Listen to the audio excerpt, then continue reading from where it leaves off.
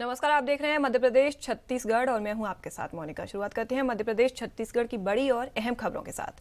छत्तीसगढ़ के बस्तर जिला मुख्यालय जगदलपुर में विश्व आदिवासी दिवस मनाया गया। इस अवसर पर मुख्यमंत्री भूपेश बघेल ने जिलेवासियों को 637 करोड़ रुपए से अधिक लागत के 2300 विकास कार्यों की सौगात दी। इसमें 486 करोड़ 70 लाख 76 हजार रुपए लागत के 1838 कार्यों का भूमि पूजन और 150 करोड़ 32 लाख रुपए लागत के 462 कार्यों का लोकार्पण शामिल है। जगदलपुर में आयोजित कार्यक्रमों में मुख्यमंत्री भूपेश बघेल और डिप्टी सीएम टीएस सिंहदेव साथ दिखाई दिए। यहां मिलेट कैफे का शुभारंभ किया और जगदलपुर विधायक और संसदीय सचिव रेखचंद जैन के घर पर दोनों साथ गए। बता दें कि कांग्रेस का सीधा फोकस प्रदेश की आदिवासी सीटों पर है। प्रदेश में अनुसूचित जनजाति की 29 सीटें आरक्षित हैं, जिनमें 27 सीटों पर कांग्रेस के विधायक हैं, जबकि 2 सीटों पर बीजेपी का कब्जा है। सरगुजा और बस्तर संभाग राज्य के आदिवासी बाहुल्य इलाके हैं। बीजेपी और कांग्रेस के सीनियर लीडर लगातार इन क्षेत्रों का दौरा कर रहे हैं।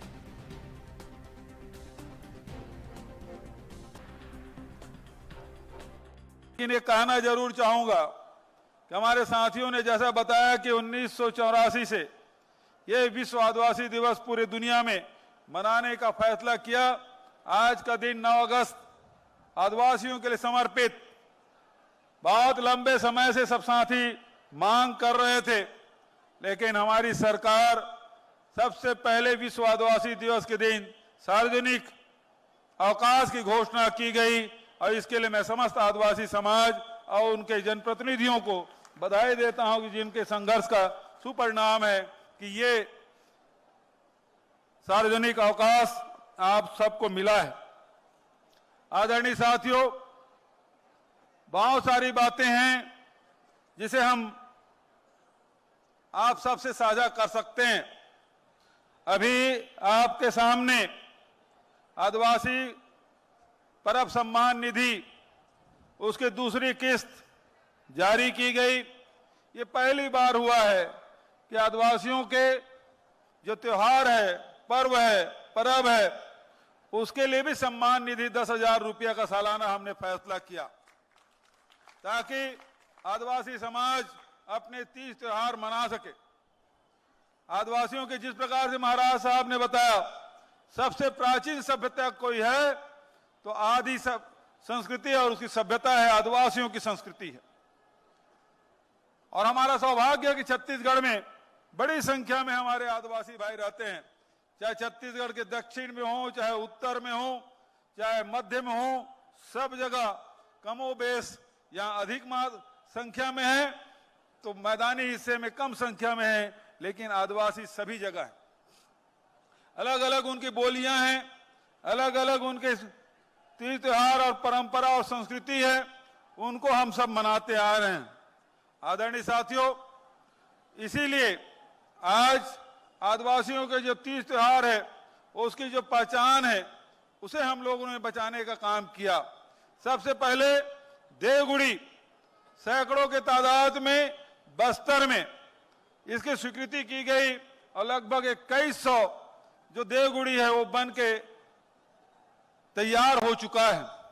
आदिवासी का अर्थ ही आदिकाल से पृथ्वी पे वास करने वाले, बसने वाले मानव से है और पूर्व मानव समाज का उत्थान आदिम समय से बसे हुए वासियों से ही हुआ है, आदिवासियों से ही हुआ है।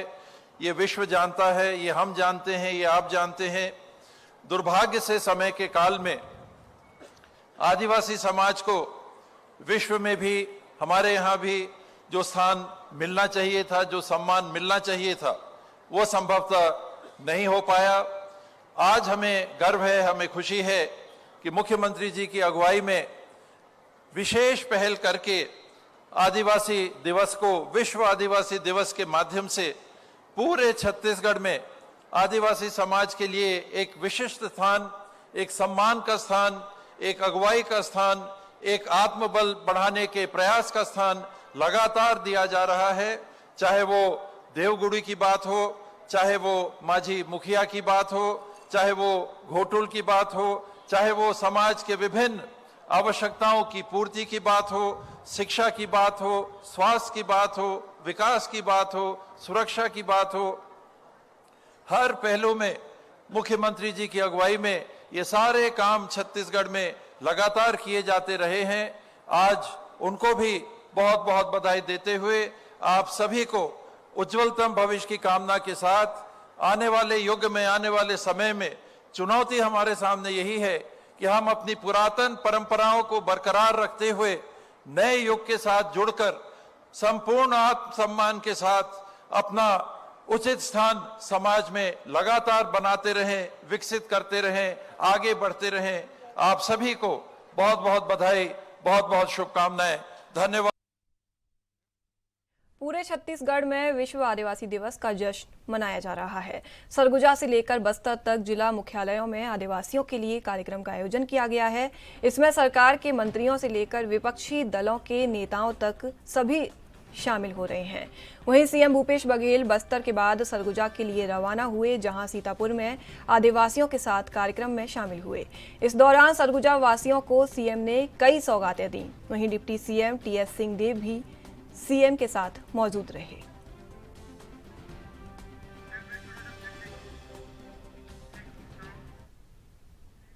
तो फिलहाल एक छोटा सा ब्रेक, जल्द हाजिर होंगे ब्रेक के बाद।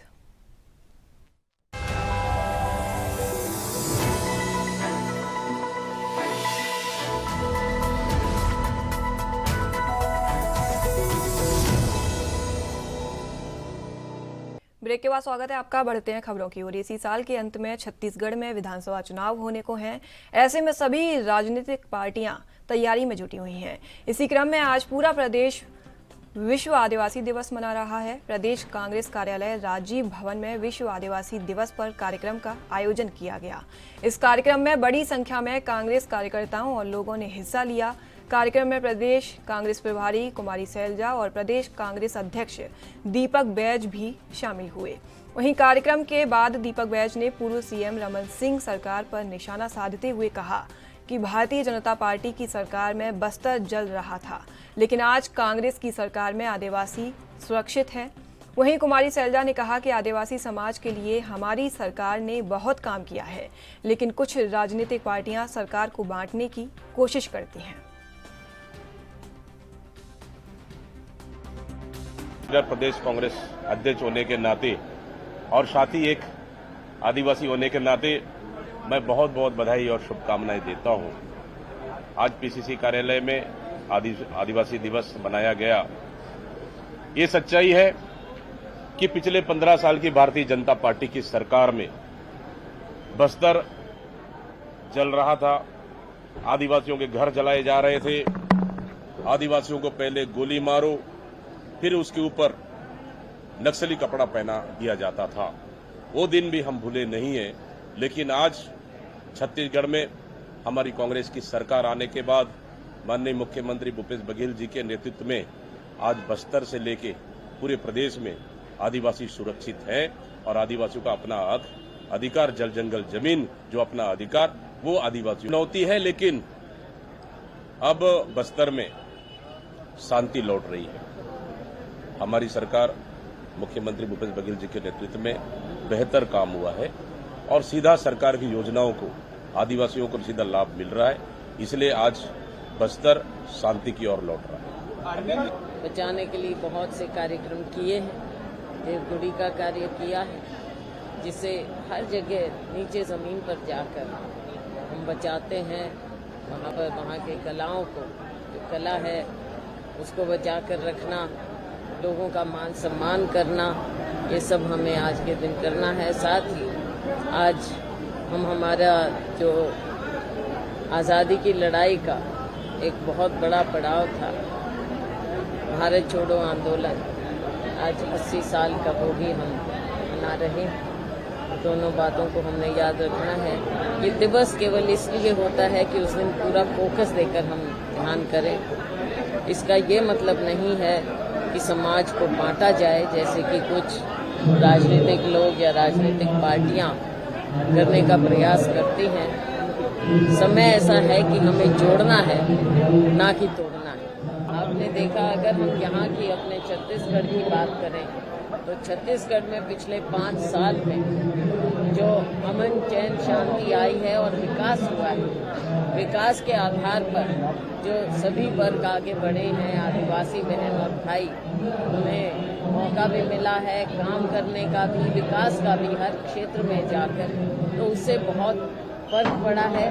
पहले का आप सब याद करिए कि 15 साल जो भारतीय जनता पार्टी की सरकार थी तब क्या माहौल था और आज के दिन क्या माहौल है। क्योंकि अगर कोई अपने इतिहास को भूल जाता है तो ये बहुत बड़ी गलती होती है। जो भारत जोड़ो आंदोलन का एक अध्याय था जिसने हमारे भारत की नींव रखी, आज़ादी की लड़ाई की भी और सामाजिक समानता की भी। आपको याद होगा फिर जब गांधी जी ने कहा कि हमें सामाजिक समानता भी करनी है।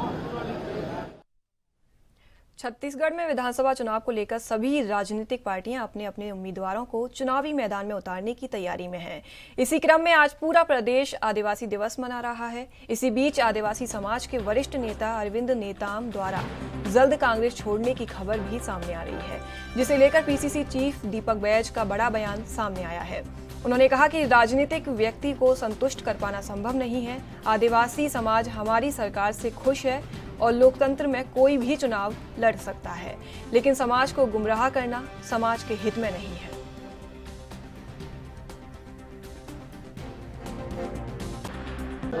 देखिए, हर व्यक्ति को संतुष्ट कर पाना, खासकर राजनीतिक व्यक्ति को संतुष्ट कर पाना, मैं समझता हूं संभव नहीं है। लेकिन नेता संतुष्ट नहीं हो सकते होंगे, लेकिन आदिवासी समाज और आदिवासी वर्ग हमारी सरकार से बेहतर खुश है।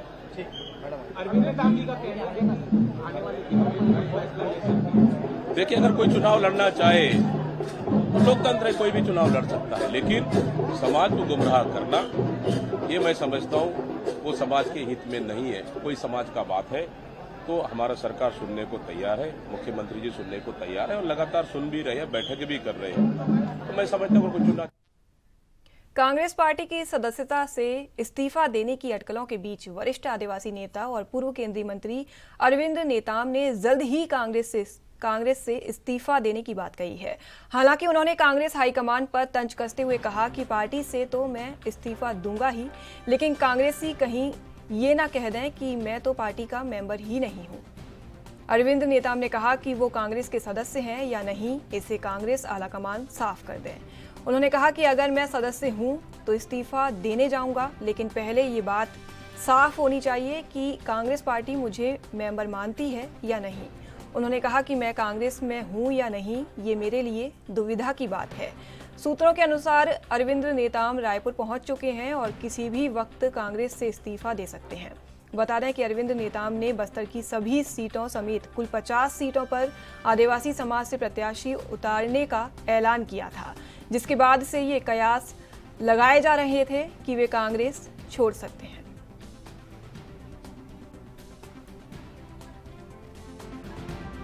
भाई, मैं अब कांग्रेस के वरिष्ठ नेता नहीं हूं, एक बात क्लियर कर देना चाहता हूं। और चूंकि मुझको अब कांग्रेस पार्टी को मेरी जरूरत तो है नहीं। टेक्निकली मैं प्राइमरी सदस्य हूं टेक्निकली, पर चूंकि मुझको शोकाज नोटिस मिला, मैंने जवाब दे दिया। उसका फाइनल जवाब मुझे पार्टी से मिला नहीं, इसलिए थोड़ा सा पेशोपेश में हूं। जिस दिन जवाब मिल जाएगा फिर मैं अपना फैसला करूंगा। तो अभी हम 30 सीट में रिजर्व सीट में लड़ रहे हैं और 20 सीट में जहां जनरल सीट है, हमारी समाज की मतदाता 20,000 से 80,000 है, वहां भी आजमाएंगे। अन्य समाज को भी हम आमंत्रित कर रहे हैं, पिछड़ा वर्ग है खास करके, और ऊंची जाति के समाज के लोगों के हमारी बैनर पे अगर लड़ते हैं, स्वागत है। आपने नोटिस का जवाब दिया है, क्या उसके बाद आपसे पार्टी के लीडर्स से बात हुई आपकी? मेरी बाकी किससे बात करोगे, हमें तो समझ आती नहीं है। पीसीसी की कोई औकात दिखता नहीं मुझे यहाँ। जो कुछ भी है सुप्रीम है, चीफ मिनिस्टर है, और चीफ मिनिस्टर हमसे बात करते नहीं, तो किससे बात करोगे? पार्टी छोड़ने की भी कुछ बात आई है? अबे अब समाज तो फिलहाल के लिए मेरे साथ बस इतना ही। देश विदेश की तमाम बड़ी खबरों को देखने के लिए देखते रहिए ANB न्यूज। नमस्कार।